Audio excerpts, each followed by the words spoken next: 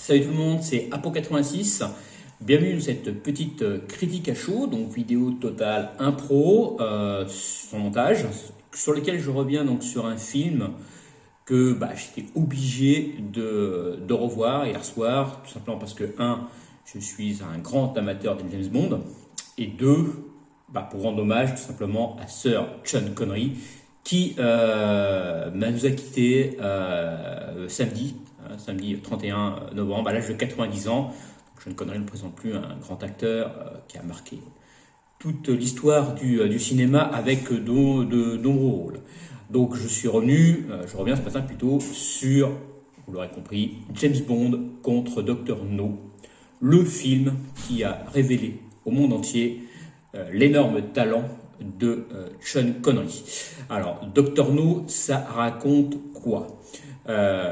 Donc, l'histoire de l'agent spécial 007, James Bond, parti donc en Jamaïque sous les ordres de M, le chef des services secrets du MI6, de Sa Majesté britannique, parti donc enquêter sur la disparition d'un de ses collègues. Effectivement, l'antenne de la Jamaïque, mystérieusement donc cesse d'émettre, n'envoie plus ses rapports, donc on envoie 007, James Bond, enquêter sur place. L'espion va alors devoir affronter une puissance maléfique, le Spectre, incarné par le redoutable Dr. No. Il rencontrera donc pendant ses aventures la sublime Oné, donc incarnée par Ursula Andress, et s'en suivra donc une aventure donc de célèbres espions anglais. Alors déjà, donc j'aimerais revenir un petit peu sur le film, très court, parce que c'est une critique à chaud, je ne vais pas m'étaler dedans. Donc déjà, il faut savoir que Sean Connery, à l'origine, n'était absolument pas prédestiné au rôle. À l'époque, donc on est en 1962, Sean Connery est très très peu connu dans le monde du cinéma. Il a fait quelques figurations au théâtre, quelques pubs, quelques petits rôles, second rôles au cinéma. Il est très très peu connu, il a un accent écossais à couper à la tronçonneuse, donc très très dur pour lui de percer. Donc il va au culot, au casting, il y va au culot.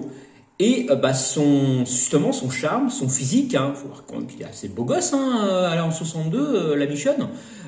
Son franc-parler également, parce qu'il est culotté, il est vraiment un franc-parler sans précédent, Sean Connery, et séduit la production.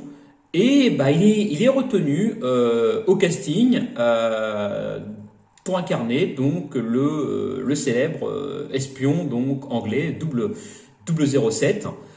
Et puis quel choix, franchement quel choix. Terence Young, puisque c'est un film de Terence Young, Dr. No, aurait eu tort de ne pas retenir Sean Connery pour ce film, pour moi c'est le meilleur acteur pour incarner le rôle. Pour moi, c'est le meilleur James Bond au cinéma, Sean Connery.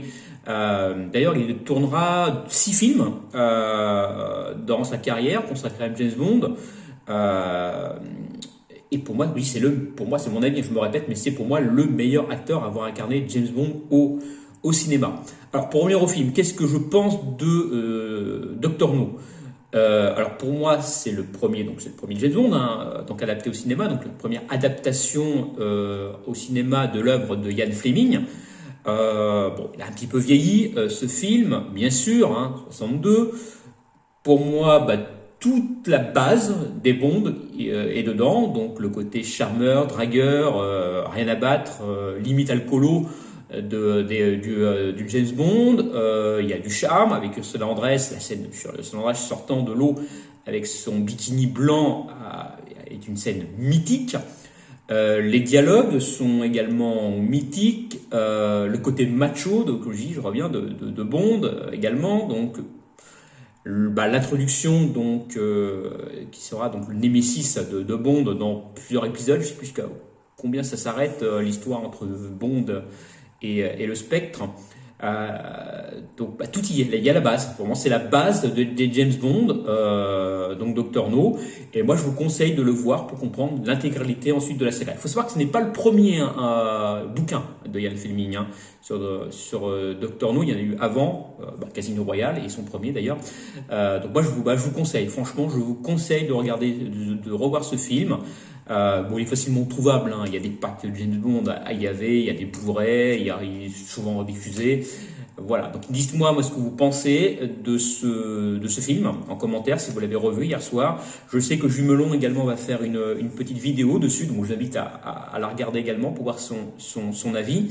Voilà, je tenais vraiment à rendre hommage à Sir Sean Connery, qui a pris sa retraite après avoir tourné La Ligue des Gentlemen Extraordinaires, film malheureusement oubliable, sur lequel je reviendrai plus tard, en 2021, c'est prévu. Son décès n'était absolument pas prévu, c'est pas dans mon programme de le faire maintenant, la critique à chaud dessus, j'avais prévu de la faire en 2021, il faut que je me renseigne un peu sur le film. Je reviendrai plus en détail dessus, bien sûr. Donc, critique à chaud un petit peu longue, mais j'avais vraiment envie de la faire. Voilà, donc je vous souhaite une bonne journée et je vous dis à bientôt et surtout gardez l'esprit critique. Salut!